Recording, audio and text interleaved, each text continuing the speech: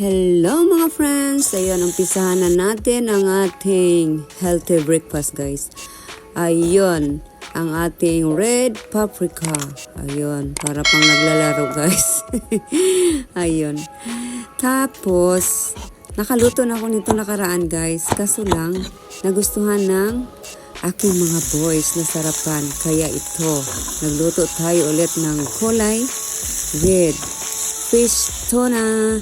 Ayun guys, kahit anong gulay nyo mayroon kayo dyan guys. Ayun, ilagay nyo na. Ayun, i-balance lang ang pagtimpla. Pwede nyo lagyan din ng oyster sauce or ano pang mga gusto nyo panglasa guys. Ayun.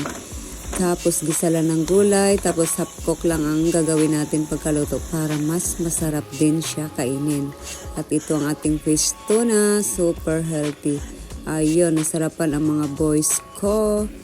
At nagluto rin si Habi ng Japanese kyusa guys. Ayun, at mga eggs din. Ayun, look. Wow, perfect. Ang galing talaga ni Habi.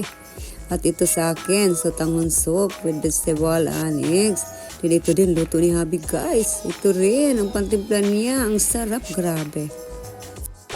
At ito guys, after namin nag-breakfast guys, ako lang ang uminom talaga ng coffee. Si Habi mamaya na yan.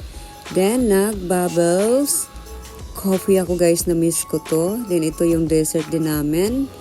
Then ito yung aking mainit na pandesal. Wow, super perfect this morning. And thank you so much everyone for watching. I hope nag-enjoy kayo sa ating morning meal. And bye everybody. Thank you so much guys. God bless.